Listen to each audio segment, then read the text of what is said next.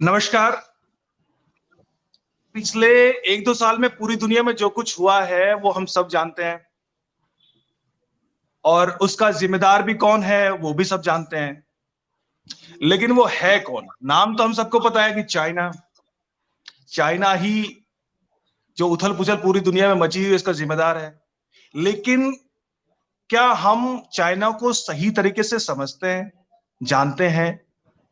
कहीं ऐसा तो नहीं कि हम सिर्फ चंद नाम जानते हैं, वहां का कुछ न्यूज़ सुन लिया और हम समझते हैं कि चाइना को हम अच्छी तरीके से समझने लगे हैं। कम से कम मेरे साथ तो ऐसा ही मुझे लगता है कि हम चाइना को बेहतर तरीके से समझते नहीं हैं।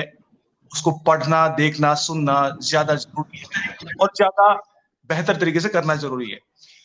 हमने सोचा कि इस प्लेटफ़ॉर्म पर, जेके नाउ के प्लेटफ़ॉर्म पर हम एक ऐसी कोशिश करें जिसमें चाइना के बारे में थोड़ा करीब से जानने की कोशिश करें कि दरअसल चाइना में हो क्या रहा है, चाइना पूरी दुनिया के साथ क्या कर रहा है और चाइना के साथ पूरी दुनिया के अलग-अलग देश किस तरीके से उनके संबंध हैं और किस तरीके से उसको हैंडल करने की कोशिश कर रहे हैं और क्या कोशिश कामयाब होगी या नहीं होगी।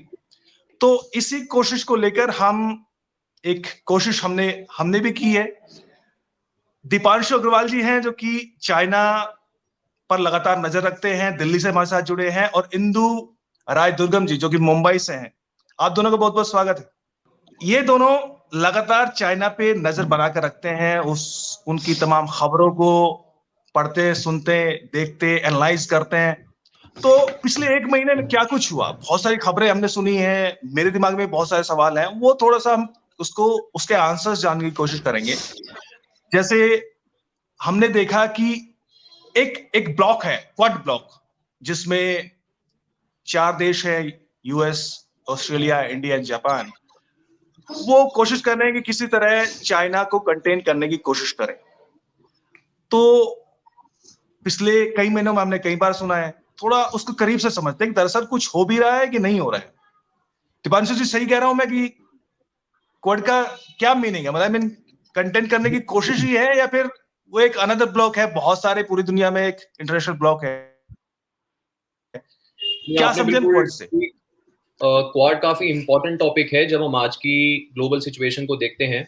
और शुरू में क्वाड को लेके जो इंटरनेशनल बिलीफ था वो ये था कि क्वाड एक बहुत ही इनफॉर्मल ग्रुप है जो कि मिलेगा, चाय पर बैठेगा, कॉफी पिएगा, डिस्कशन करेगा और उसके बाद चाइना का बिना नाम लिए रिटोरिकल बातें करके न्यूज बनाकर चला जाएगा।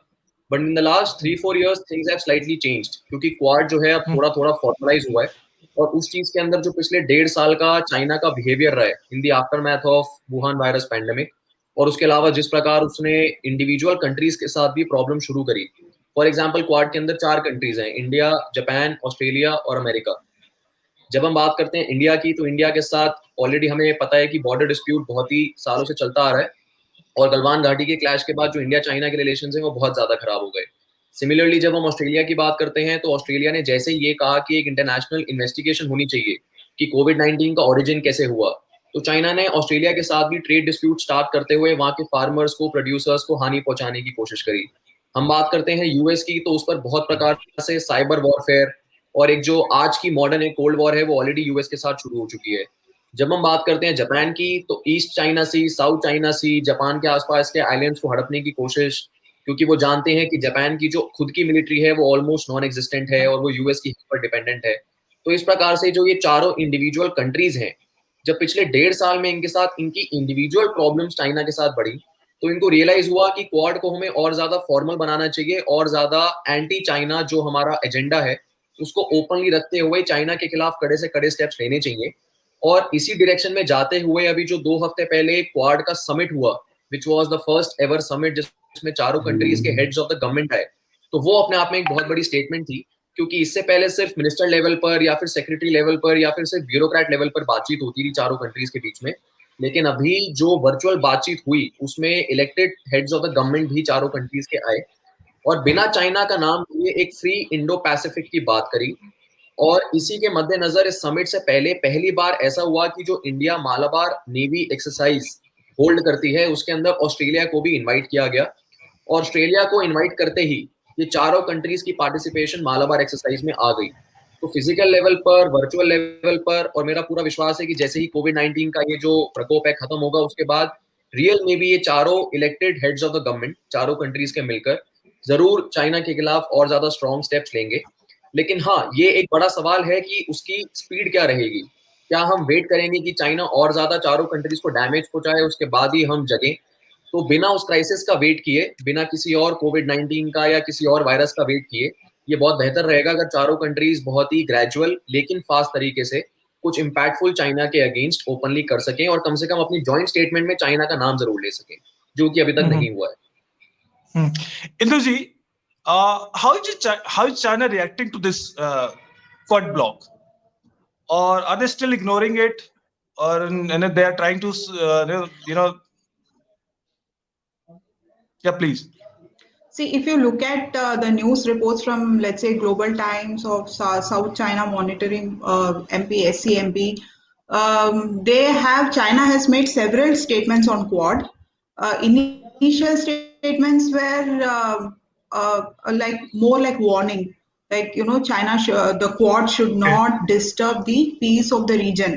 And it was mostly against US, because after Quad, China and Biden officials were supposed to meet in Alaska, and they also met, and it was also related to Uyghurs and Hong Kong. So there are a lot of issues, and China has also made a statement that Quad countries cannot come together because India and Russia are also aligned. So India and US will have differing interests. So China is playing mind games basically with respect to Quad.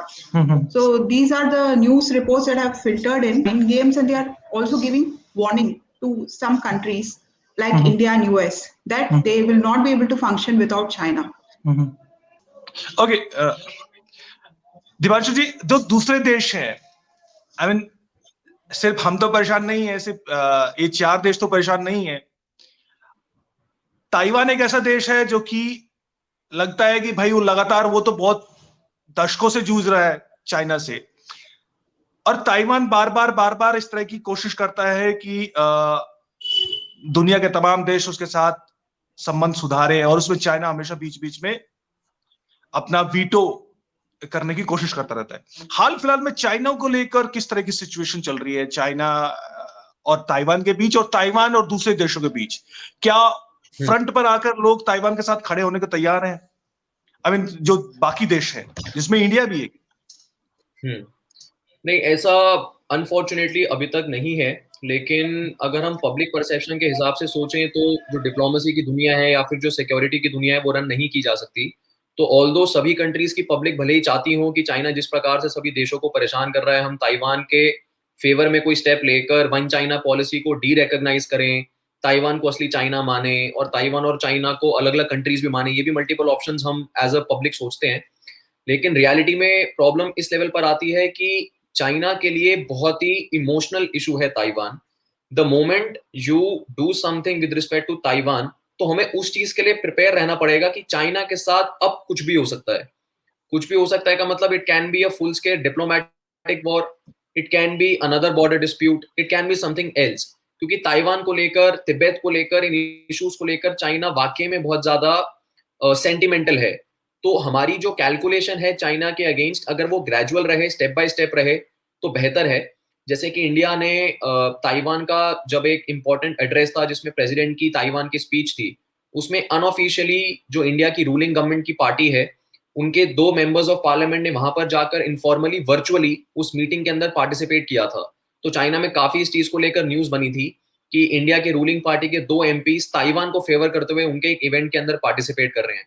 Similarly US ने भी बार बार statements दी कि Taiwan के साथ हम अपनी जो arms and ammunition की cell treaty है उसको रिवाइव करते हुए ताइवान को मल्टी बिलियन डॉलर्स के जो है वेपन्स हम देंगे। ऐसे ही बाकी कंट्रीज ने भी धीरे धीरे ताइवान के फेवर में चीजें बोलनी शुरू करी। यूएस के पार्लियामेंटेरियंस की स्पीच आई कि अगले 5 साल में हमें पूरी उम्मीद है कि चाइना ताइवान पर अटैक कर उसको हड़पने की कोशिश करेगा, तो we have to be prepared. US ने अपनी नेवी के काफी सारे वेसल्स को जो कि न्यूक्लियर पावर से भी लैस थे उनको उस साउथ चाइना सी के एरिया में, ताइवान स्ट्रेट के एरिया में भेजा। लेकिन फिर भी कहीं ना कहीं वो सिंबॉलिकल चीजें ज्यादा थी और कंटेंट वाली चीजें कम थी, जिसको हम वाकई में कह सकें कि ताइवान की बहुत ज्यादा हेल्प हुई है। और बीच में इसी प्रकार से हमने देखा कि ताइवान के मल्टीपल पॉलिटिशियंस की स्टेटमेंट भी आई कि आपको ये शायद चीज नजर नहीं आ रही है, लेकिन चाइना बिल्कुल हमारे जो बॉर्डर है उस पर अपने बार बार विमान भेज रहा है और अपने बार बार सोल्जर्स को भेजने की कोशिश कर रहा है। तो the world needs to help us, unless हम ये चाहें कि ताइवान अगले 5 साल में 6 साल में हांगकांग की तरह बन जाए। तो if I can yes, interrupt, there were it was there were two important aggressive actions by China this month. One is that Philippines saw 220 naval vessels inside its special economic zone, Philippines special economic zone, and it sounded alert to China. It called it military aggression, and but China said these are fishing vessels.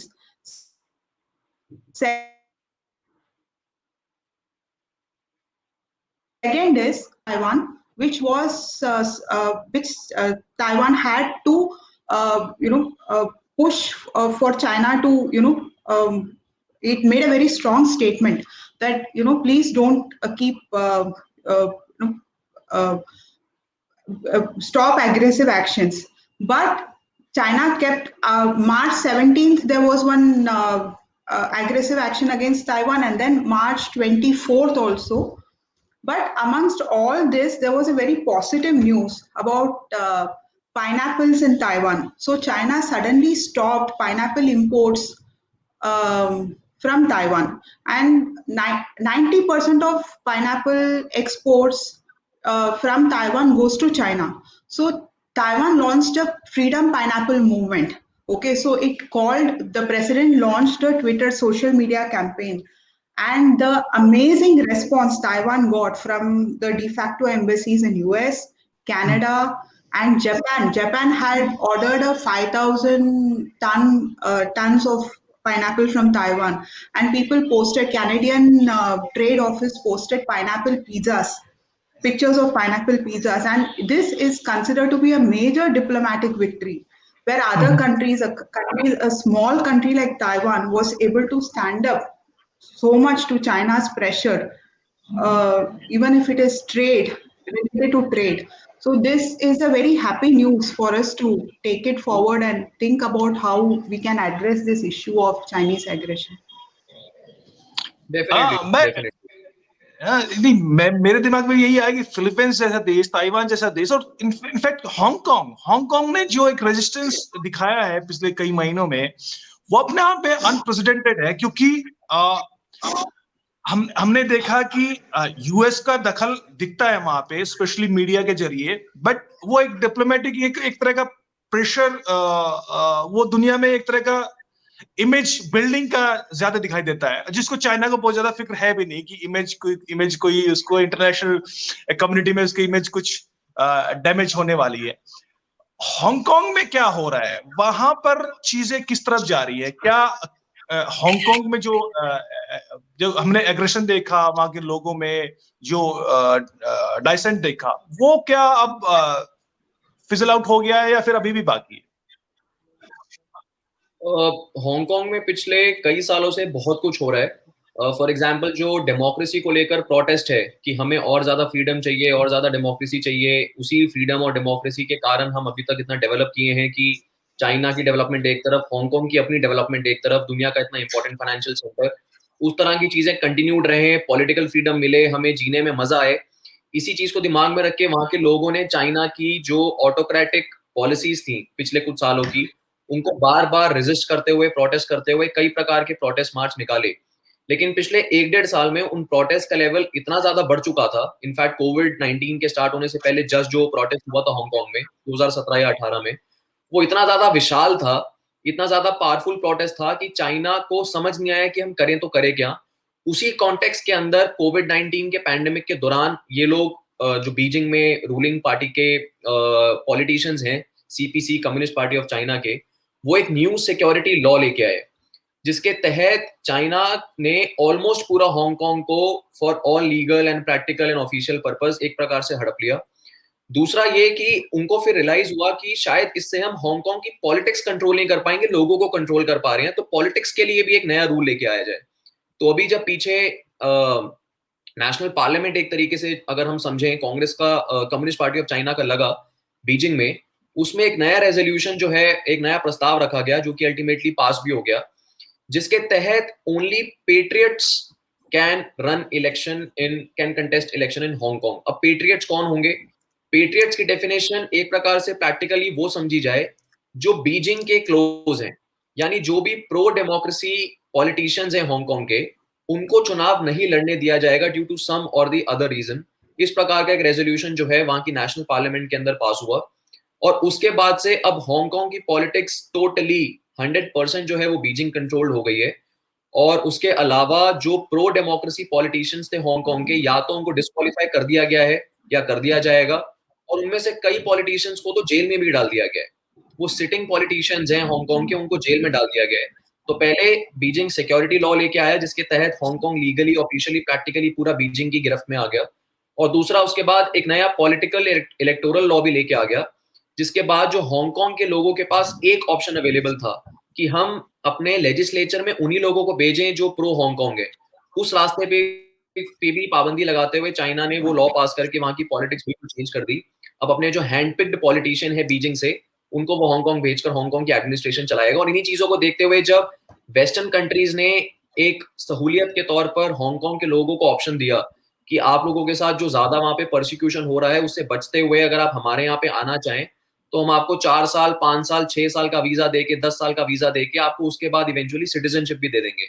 लेकिन जैसे ही ये चीज पास हुई उसके बाद, और खासकर इस चीज में लीड लिया यूके ने, क्योंकि अल्टीमेटली हांगकांग की जो सिटी थी वो एक टाइम पे यूनाइटेड किंगडम यानी अंग्रेजों के पास थी, तो चाइना ने उसके रिटेलिएशन में जो हांगकांग के लोगों के पास यूके यानी ब्रिटिश ओवरसीज पासपोर्ट करके एक फैसिलिटी उपलब्ध थी, उसको कैंसिल करते हुए हांगकांग के लोगों के लिए वो ऑप्शन भी जो है बंद कर दिया। तो आज के टाइम पे हांगकांग के लोगों की हालत कुछ प्रकार से, जो अफ्रीका से लोग यूरोप भागने की कोशिश करते हैं बोट्स में पानी के ऊपर या जैसे भी बचते हुए, वैसे ही इलीगल तरीके से हांगकांग के लोग भी अब इमिग्रेशन का रास्ता खोज रहे हैं। तो या तो वो ताइवान जा रहे हैं या फिर लीगली वो किसी और कंट्री में अपने आप को एक्साइल करके वहां पे प्रोटेक्शन ढूंढने की कोशिश कर रहे हैं। Induji, there was some news that there are companies in Hong Kong, that MNCs in Hong Kong, they're trying to move out from the country, and they are trying to. There was some news that there was some of them are finding any hope in India that they can move to India. Is it some? Is there any possibility in these kind of news, or we are just? No, there's nothing that came in the mainstream media on this specifically, but not with respect to Hong Kong, but with respect to Xinjiang, there has been a lot of how corporates have reacted to the forced labor in Xinjiang, and how some companies are in favor of making statements against forced labor. But with respect to Hong Kong, nothing that has been recorded in the past 1 or 2 months. And Hong Kong has very, very strong corporate laws and independent framework for companies to actually work in terms of, compared to mainland China. So we need to keep track of that news. If that is true, then that is that's very surprising. And one more issue with respect to Hong Kong, when the electoral laws were passed in the recently concluded national parliament session of China, the longest standing ovation by all the 3,000 delegates was given to Hong Kong after the electoral laws to include patriots in the Hong Kong electoral process was passed. Apparently, it was the longest standing ovation in the rubber stamp parliament session ever. So it's one of the main points for Communist Party, and I think they will be very aggressive with respect to Hong Kong. They are aggressive, but I was surprised because the stability of the region is directly connected to economic growth and economic industries, and then how China is successful to manage that. That So thing we are that yet to see that. everything is We are yet going to. upside down in Hong Kong, and economically everything is fine. तो we are I mean, actually yet to see that, because Hong Kong के साथ एक बहुत अच्छा factor क्या है कि उसका टाइम जोन काफी परफेक्ट है। तो अगर आप देखें कि लंदन और न्यूयॉर्क के टाइम जोन के बिल्कुल बीच में पड़ता है, अगर आप एज अ उसको फाइनेंशियल सेंटर देखें तो दुनिया में बहुत मेजर फाइनेंशियल सेंटर्स 3 है, न्यूयॉर्क, लंदन, हांगकांग। एक जमाने में लंदन होता था, फिर वो चीज न्यूयॉर्क शिफ्ट हो गई, और न्यूयॉर्क में जैसे ही वॉल स्ट्रीट का इजाफा हुआ, जैसे जैसे वो और ज्यादा पॉपुलर हुई, साथ में हांगकांग भी as a major financial hub जो है उसके तौर पे उभर के आया। तो हांगकांग आज के टाइम पे एक बहुत ही कन्वीनियंट टाइम जोन ऑफर करता है, which is between New York and London. और शायद इसीलिए बातचीत होती है कि फ्यूचर में लंदन और हांगकांग के बीच में मुंबई भी as a good time zone financial hub जो है उभर कर आ पाए। वो एडवांटेज अभी भी हांगकांग के साथ है। और देखिए, चाहे वो जिस प्रकार के भी लॉज पास हो रहे हैं, लेकिन जमीनी लेवल पर बिजनेस को ऑपरेट करने में कोई प्रॉब्लम नहीं आ रही है। फॉर एग्जाम्पल, अगर आप मिडिल ईस्ट की कंट्रीज को देखें तो वहां पे हमें पता है कि बहुत ज्यादा ब्रूटल लेवल की डिक्टेटरशिप होती है, लेकिन फिर भी इंडिया से आप देखेंगे कि बहुत सारे इमिग्रेंट्स हैं फ्रॉम सदर्न स्टेट जो कि आज भी मिडिल ईस्ट में जाकर अपना व्यवसाय बढ़ाते हैं, अच्छा काम करते हैं, रोजी रोटी कमाते हैं, क्योंकि नॉर्मल लेवल पर, इकोनॉमिक लेवल पर, सोशल लेवल पर शायद वो डिक्टेटरशिप फील नहीं होती, शायद वो पॉलिटिकल लेवल पर जरूर फील होती है, लेकिन वैसे बाकी चीजें सेटल्ड हैं। तो हांगकांग के अंदर फिलहाल वो सिचुएशन है कि जो डोमेस्टिक हांगकांगर्स हैं वो कुछ अगर प्रोटेस्ट में इन्वॉल्व हैं तो ठीक है, लेकिन नए सिक्योरिटी लॉ के बाद कुछ खास वहां पे प्रोटेस्ट देखने को मिला नहीं, क्योंकि अब वाकई में प्रोविजंस बहुत ज्यादा ब्रूटल और डरावने जो हैं वो लोगों के लिए बन गए हैं। और दूसरा, बिजनेसेस को ऑपरेट करने में प्रॉब्लम नहीं आ रही, क्योंकि वो इलेक्शंस में वैसे भी पार्टिसिपेट नहीं करेंगे। वो तो उनके डोमेस्टिक वोटर्स और डोमेस्टिक पॉलिटिशियंस की आपस की इक्वेशन है, आपस का उनका रिलेशनशिप है। लेकिन बिजनेस के लेवल पर, इकोनॉमिक लेवल पर कुछ खास पिछले एटलीस्ट 4-5 महीने में तो फर्क देखने को नहीं मिला, या पिछले 1 महीने में जब से ये रबर स्टैम्प पार्लियामेंट ने लॉ पास किया है। लेकिन ये एक सवाल है आगे के लिए कि क्या इस लेवल के पॉलिटिकल माहौल में इकोनॉमिक प्रॉस्पेरिटी बनी रह सकती है या नहीं। तो वो ओनली टाइम विल टेल, ऐसी कहानी है।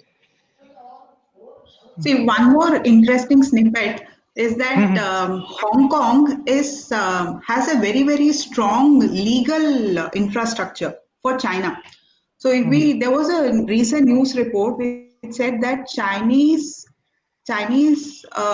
one of the main disadvantage in mainland China is that China doesn't have that many of English speaking legal teams which can represent China in all the international forums, and it draws mainly from Hong Kong, and it is completely dependent because Hong Kong has a very robust legal framework, and China is completely dependent on that. So I think there will be a lot of interlinkages where mainland China is also dependent on Hong Kong. So it will be very interesting to see how these dynamics play out in the future. Yeah, Induji, one thing, I just want to know what is out there in people's mind. The people of China, how do they react in in terms of if something happening in Hong Kong or something happening with Taiwan or any other country, especially in Hong Kong situation. I think we will never come to know about that because there was a very interesting article about how China controls internet, especially after Xi took over. How the number of internet accounts have increased to almost 1 billion, and it was again on SEMP. How they play mind games and how the internet is completely controlled. Especially this, with respect to Hong Kong, there is not much news because we basically do news watch. But when it came to the Alaska meeting between China and US, how the trends were set and how the finance minister had noodles during the meeting, that had a long trend, and people were anti-US headlines carried, like it was trending for about 12 hours it seems. So, and even with respect to Xinjiang, when Nike, Zara, H&M and Adidas made statements stating that they are concerned about forced labor in Xinjiang, the reports is like that the users asked Adidas to quit China, and Zara withdrew the statement from their website about Xinjiang labor. So this is something which we will never be able to judge from their internet platforms. But I'm sure there will be a backlash. I think they will be considering what happened during the initial stages of COVID and how the voices were suppressed.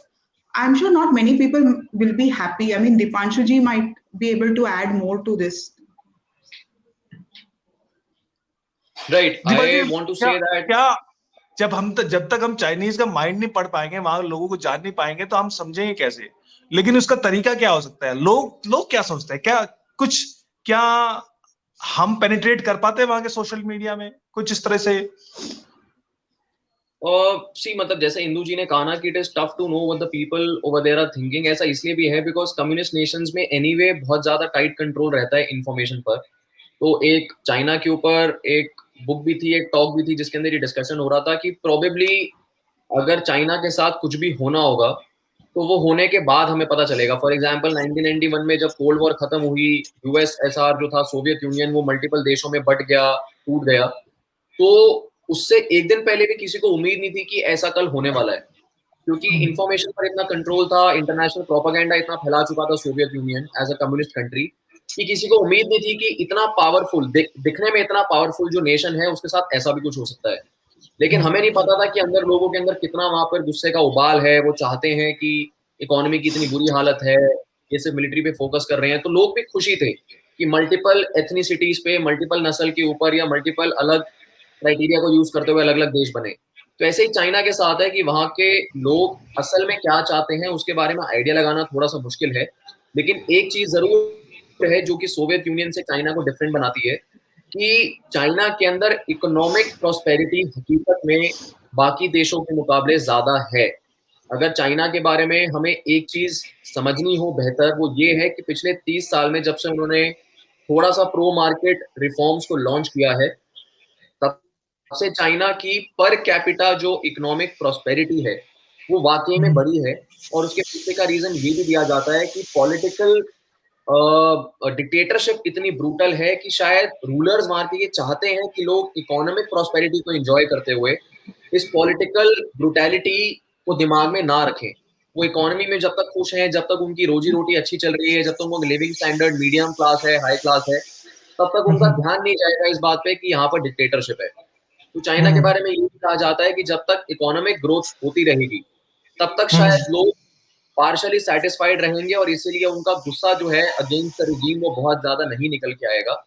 तो शायद जब तक economic prosperity पर अंकुश नहीं लगाया जाएगा China की, जब बाकी देश मिलकर चाइना के खिलाफ इकोनॉमिक एक्शंस नहीं लेंगे, जब तक वो लोगों को पर्सनली अफेक्ट करना उनकी रोजमर्रा की जिंदगी में शुरू नहीं करेगा, तब तक वो शायद रेजीम के अगेंस्ट उस लेवल का गुस्सा नहीं दिखा पाएंगे जो कि पहले तियाननमेन स्क्वायर के इंसिडेंट में, या फिर कुछ कुछ हांगकांग के इंसिडेंट में, या 60 या 70 के दशक में तिब्बत के इशू में हमें देखने को मिला था। वैसा शायद देखने को ना मिले जब तक चाइना की इकोनॉमिक पावर बढ़ती रहेगी।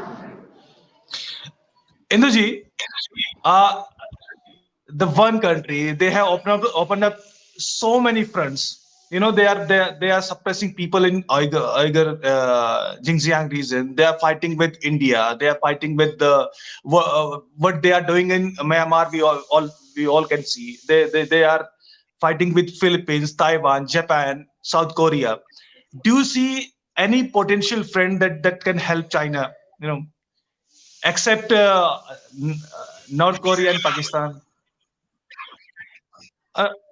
What about the allies of China, Chinese allies? Who are they? See, if you look at economic alliances, they have very strong backup in Africa, who back them up in all the international forums. In fact, through the Belt Road Initiative and all the debt trap diplomacy, they have ensured that many of the African countries vote for them against for them in many international forums. Recently, even Xinjiang issue came up in the UNHRC, and I think around 80 countries, if I'm not mistaken, from voted in favor of China. So they are trying to expand through the Silk Road and their BRI, but it might be affected due to COVID. But still, I think with respect to developing nations, because of China's economic might and the way they are aggressively planning to counter US and India, the other countries have to think very hard as to how to balance China, because this is more like a hegemon advancing and trying to reach even the Arctic. They have problems with Canada and US also there. They're trying to set up military expeditions in Arctic, and there was a news about that recently. So it's a very anti-China alliance is needed to counter their um, very strategic thinking in terms of both economics and military. Deepanshu जी, ये जो इनका जब world leader बनने का जो सपना है और जो कोशिशें लोग कर रहे हैं, वो ऑर्गेनिक तो दिखता नहीं है। एक होता है कि भाई एक यूएस है, या फिर रशिया भी था, या फिर एक जमाने में जर्मनी भी था, या फिर ब्रिटेन था, और फॉर दैट मैटर इंडिया भी एक पार की तरह उभर रहा है। वो एक समय लगा और हर एक उसमें प्रूव गया। यहाँ पे ऐसा लगता है कि हर एक उसमें अपनी एक्सपेंशनिस्ट उसको ना थोपने की कोशिश है।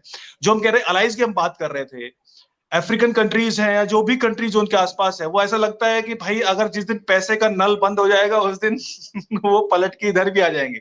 श्रीलंका का एक एग्जांपल है, किस वल्नरेबल सिचुएशन में श्रीलंका है हम साफ तौर पे देखते हैं।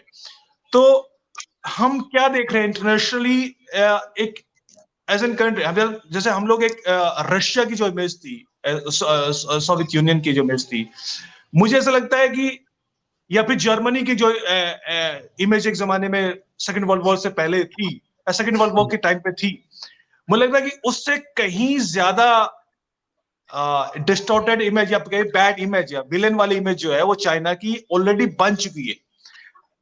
ये कितना सही हो सकता है? आप किस तरह की न्यूज आती है तो आप थोड़ा सा सही तरीके से बता पाएंगे, या मैं गलत समझ रहा हूँ? हम एज एन इंडिया, हमारे दुश्मन सोच रहे भाई उसको तो कोई सोचने वाला नहीं है देश। कितना सच हो सकता है इस अजम्पशन में? बात है कि ऐसा है, जो ये विलेन वाला माइंडसेट चाइना के अगेंस्ट निकल कर आया है, ये काफी हद तक रियलिस्टिक है, और इसके लिए we should be thankful to कोविड-19 कि कोविड-19 के बाद चाइना का जो असली बिहेवियर है वो काफी रूथलेस तरीके से बाहर निकल के आया।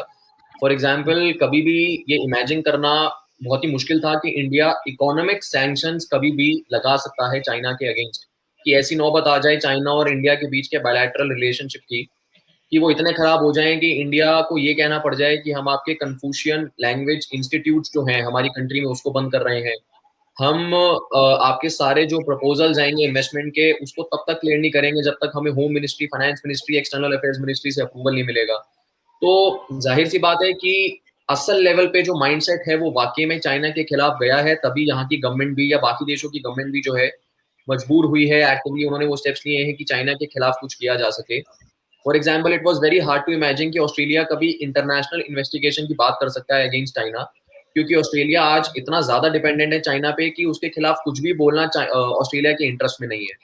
इनफैक्ट अगर आप देखें, जो यूएस के मौजूदा राष्ट्रपति हैं जो बाइडेन जी, इलेक्शन से पहले जब उनसे पूछा गया कि यूएस के लिए डिप्लोमेटिक लेवल पर सबसे बड़ा फॉरेन पॉलिसी चैलेंज कौन सा है, तब उन्होंने चाइना का नाम नहीं लिया, रशिया का नाम लिया। लेकिन इलेक्शन जीतने के बाद जब असल में उनके आगे चीजें आनी शुरू हुई तो उनको भी रियलाइज हुआ कि चाइना ही आज हमारे लिए सबसे बड़ा फॉरेन पॉलिसी चैलेंज है। उन्होंने अपनी स्टेटमेंट को बदलते हुए ये कहा कि आज हमारे लिए सबसे बड़ा चैलेंज चाइना ही है। और जिस प्रकार से उनकी प्रेसिडेंसी के बाद हमें उम्मीद लग रही थी कि शायद वो चाइना के खिलाफ उतना ज्यादा नहीं बोलेंगे, तो फिलहाल कम से कम बोलने के मामले में तो ऐसा नहीं है। अभी रिसेंट प्रेस कॉन्फ्रेंस में भी उन्होंने ये कहा है कि हम चाइना के खिलाफ चाइना को मजबूर करेंगे इंटरनेशनल सिस्टम के साथ वाकिफ रखते हुए उसके रूल्स को मानने की। इस प्रकार यूएस ने एक्टिवली पार्टिसिपेट करते हुए अपने हेड ऑफ द गवर्नमेंट को क्वाड समिट के अंदर भेजा, या फिर जो बाकी कंट्रीज भी हैं यूरोप के अंदर भी अभी ये कयास लगाए जा रहे थे कि कब चाइना के साथ एक इकोनॉमिक डील साइन होगी। तो ये उम्मीद थी कि शायद उस इकोनॉमिक डील के लालच में यूरोप चाइना के खिलाफ कुछ नहीं बोलेगा, लेकिन ऐसा नहीं है। यूरोप के अंदर एक आध देश है जिसने वीगर मुस्लिम्स के ट्रीटमेंट को जेनोसाइड घोषित कर दिया।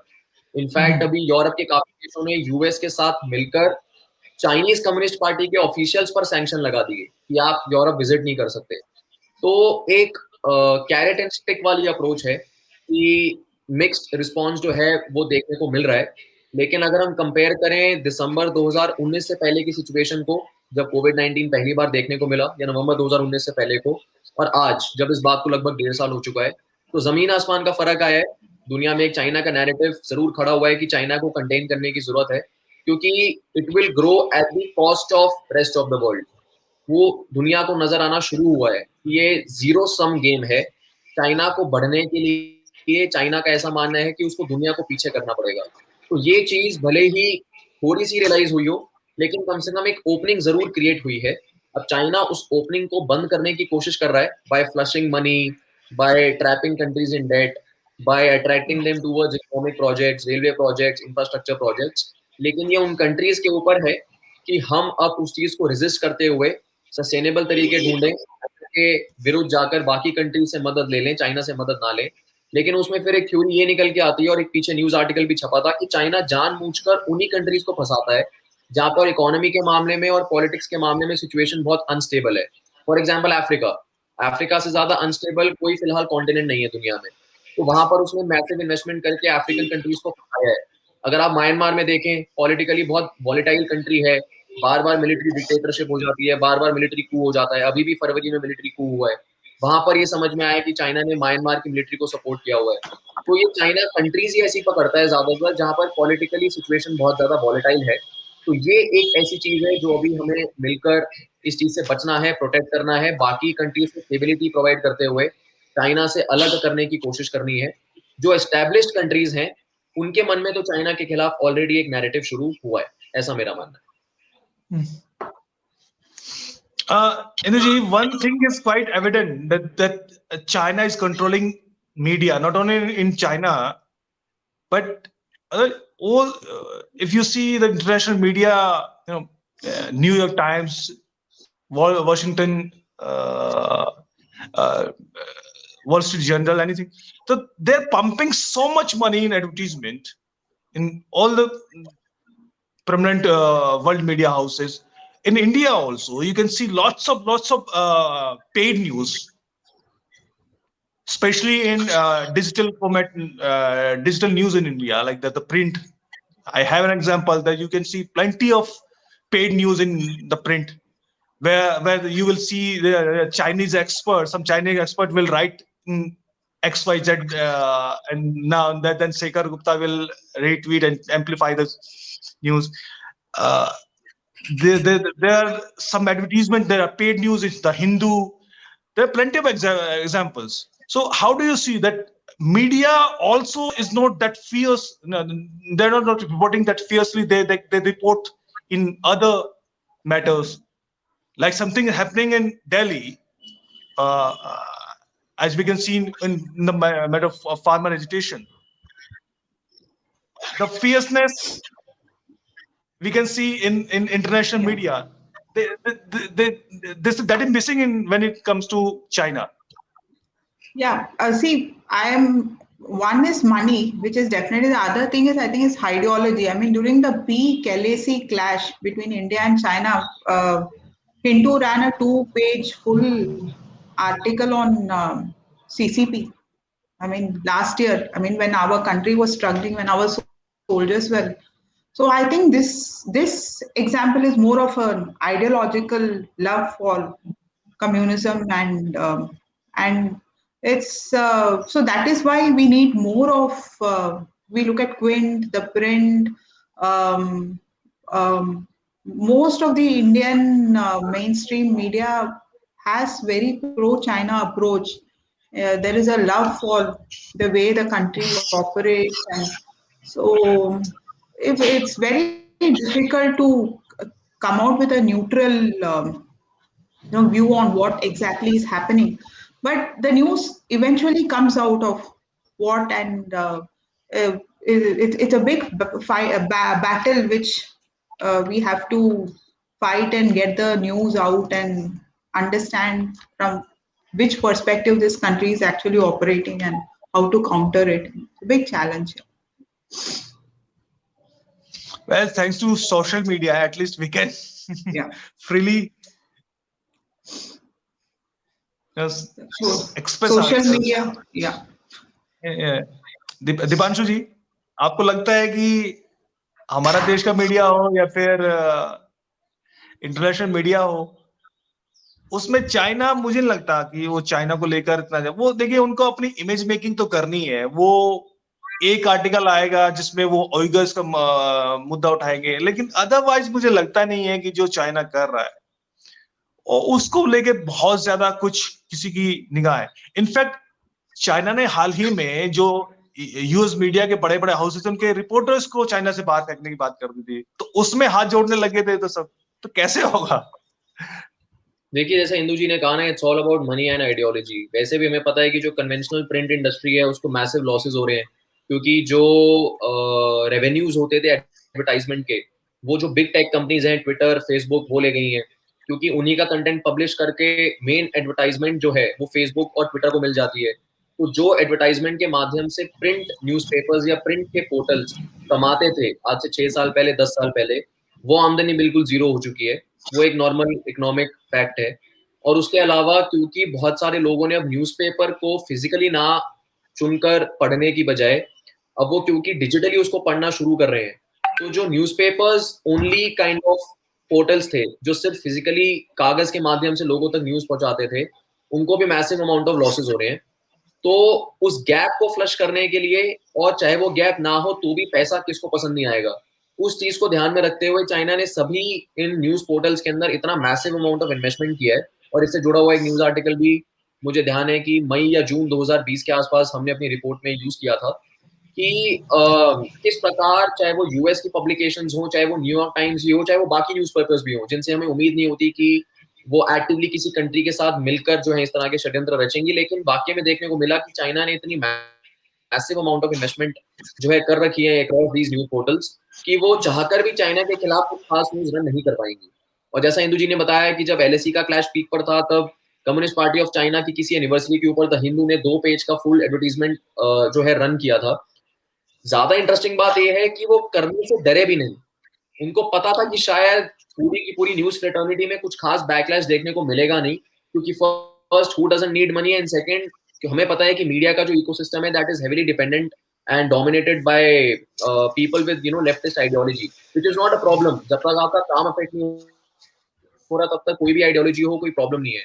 बट द थिंग इज कि जब आप पीक क्लैश के समय भी अपनी होम कंट्री को बिना सपोर्ट करें, और जब आप बिना उसको सपोर्ट करें फेक न्यूज भी रन करें, फॉर एग्जांपल मैं नाम नहीं लूंगा पोर्टल का, लेकिन हमें एक न्यूज जो है बीच में देखने को मिली थी जिसके अंदर ये बताया गया कि 40 या 50 इंडियन आर्मी के सोल्जर्स को चाइना किडनैप करके ले गए गलवान वैली के उस तरफ, और अब वो वापस नहीं आ रही और इंडियन आर्मी जो है घबरा गई है। लेकिन बाद में इंडियन आर्मी को एक्टिवली आगे आकर इस चीज को रिफ्यूट करना पड़ा था, रिजेक्ट करना पड़ा था कि ये जो है फेक न्यूज है, और इस प्रकार की फेक न्यूज आप कृपया ना चलाएं, because by doing that you are helping China engage in information warfare against India. तो ऐसा नहीं है कि ये चीज मीडिया को वो स्टोरी रन करते हुए पता नहीं थी, वो भी स्मार्ट है, वो आफ्टर ऑल एक मीडिया कंपनी है, लेकिन जानबूझकर ऐसी चीजों को करने के पीछे मल्टीपल रीजंस होते हैं। एक, आपको रूलिंग गवर्नमेंट को नीचा दिखाना है, आपको उनके ऊपर एक प्रेशर क्रिएट करना है due to certain political bias. Second है कि आइडियोलॉजी के लिए आप हमेशा चाहेंगे कि लेफ्ट की जो कंट्री है, जो लेफ्ट का मदरलैंड है, फादरलैंड है, चाहे एक जमाने में सोवियत यूनियन था, चाइना है, वो जो है उभर कर आए और एक फ्री मार्केट जो इकोसिस्टम दुनिया का है उसको हराए।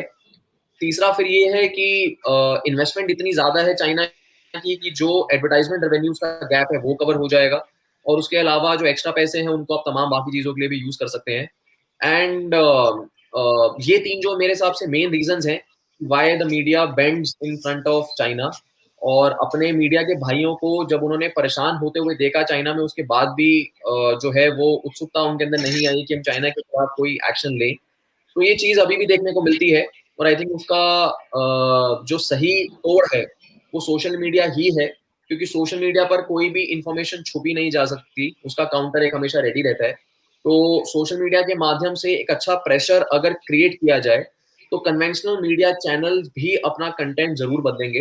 तो इसलिए सोशल मीडिया पर सही इंफॉर्मेशन का एक्सचेंज होना और ठीक तरीके से लोगों के आगे इंफॉर्मेशन को रखकर ये रियलाइज कराना लोगों को कि ये मीडिया कंपनी फेक न्यूज चला रही है, और जब उस लिहाज से उस मीडिया कंपनी पर प्रेशर बनेगा तो शायद चाइना के खिलाफ वो अपना एक एंटी चाइना स्टैंड लेने को मजबूर हो जाएंगे। तो उसका रास्ता सोशल मीडिया ही है, लेकिन ये प्रॉब्लम बिल्कुल जायज है, ये प्रॉब्लम एग्जिस्ट करती है। एनीवे, एटलीस्ट हम तो बात कर रहे हैं हम कोशिश करेंगे। और एक जो इमेज हम इस पे आगे बात करेंगे, अभी आगे जब भी हम इस डायलॉग को कंटिन्यू रखेंगे, कि एक जो ये इमेज है ना चाइना की, मार्क्सिस्ट कंट्री है, वो एक कम्युनिस्ट कंट्री है।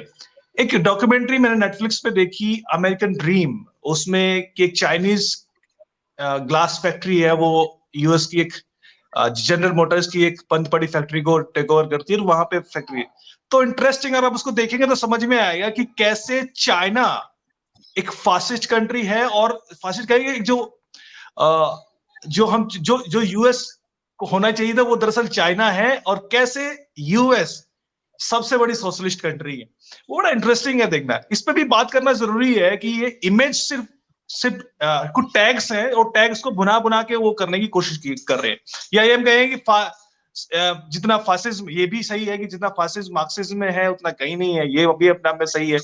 एनीवे, आई थिंक हम इस पर चर्चा आगे जारी रखेंगे, और आई थिंक ऑडियंस भी हमें कमेंट करके बताए कि हमें चाइना के किस इश्यू को लेकर बात करनी चाहिए, और कौन कौन से ऐसे टॉपिक्स हो सकते हैं जिस पर हमें चाइना पे डीप रिसर्च करनी चाहिए, क्योंकि हम रिसर्च भी करेंगे और उसको थोड़ा और करीब से जानने की कोशिश करेंगे।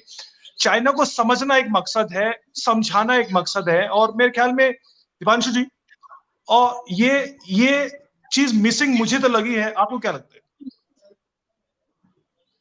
देखिए, बिल्कुल मिसिंग है। चाइना के ऊपर जो इंफॉर्मेशन है उसका अभाव है, और आई थिंक ये प्रॉब्लम सिर्फ पब्लिक लेवल पर नहीं है, ये तमाम देशों में डिप्लोमेटिक लेवल पर भी है, क्योंकि हमारे जो डिप्लोमेट्स हैं, चाहे वो इंडिया के हों चाहे किसी भी कंट्री के हों, बाहर के भी हों, शायद पिछले 30-40 साल में चाइना को इतना बड़ा थ्रेट समझा नहीं गया कि उसके ऊपर बहुत अच्छी रिसर्च जो है करी जा सके। तो कई मायनों में ये जो है एक विजन की कमी कह सकते हैं, या फिर फोरसाइट की कमी कह सकते हैं, कि हमें वो चीज़ रियलाइज नहीं हुई। लेकिन जब से हमें चाइना के विरुद्ध बहुत सारी प्रॉब्लम्स का सामना करना पड़ा है, तो आई थिंक ये एक रिस्पॉन्सिबिलिटी हम सबको महसूस हो रही है कि हम चाइना के बारे में जानें। आई थिंक उसी का रिजल्ट है कि आज हम JK Now पर ये डिस्कशन भी कर रहे हैं, वरना शायद ये डिस्कशन किसी और कंट्री के बारे में या किसी और टॉपिक पे हो रही होती। तो सिमिलरली मैं मानता हूँ कि आने वाले टाइम में इस रिसर्च को बढ़ाना, ऐसे डायलॉग्स को बढ़ाना, एकेडमिक रिसर्च को बढ़ाना, डिप्लोमेटिक लेवल पर हमारी जो हमारा विदेश मंत्रालय है वो उन रिसोर्सेज के अंदर इन्वेस्ट करे कि चाइना को समझा जा सके, लोग वहाँ की भाषा समझें। जो शायद एफर्ट अभी हम फ्रेंच और जर्मन को सीखने में डालते हैं, अगर हम मैंडरिन सीखने में डालेंगे, तो ऐसा नहीं है कि हम चाइना का फेवर कर रहे हैं, हम चाइना की प्रॉब्लम्स को, चाइना के फासिस्ट आइडियोलॉजी को बेटर समझ पाएंगे अगर हम उनकी लैंग्वेज में कन्वर्स करना शुरू करें उन्हीं के साथ। तो आई थिंक वो बहुत एक इम्पॉर्टेंट है, चाइना के अंदर रिसर्च का इन्वेस्टमेंट होना, चाहे वो पब्लिक हो, चाहे वो डिप्लोमेट्स हो, चाहे वो हमारे पॉलिटिशियंस हो। जो दुनिया का सबसे बड़ा थ्रेट है चाइना आज, उसको समझना बहुत ज्यादा इम्पोर्टेंट है। इंदु जी, can you add something? Would you like to add something with this? Understanding China dialogue. See, recently with respect to Tibet, very, very specific news about, so Tibetan community, they have a huge overseas, associations, freedom movements. So they had written to Shillong Times about how to understand China, India needs to understand Tibet. And during the same time, Indian Army also started the process of uh, enrolling army officers in Tibetology to understand Tibet. And so there, all this news and everything shows that the absence of knowledge on China and the way they operate in a very mysterious manner, there is a huge gap that needs to be filled with respect to Mandarin, as Dipanshuji said, and also what their plans for Tibet is with respect to India and Taiwan, Hong Kong. There's a huge gap because one is language problem, second is that not much comes out from China, whether it's through social media or whether it's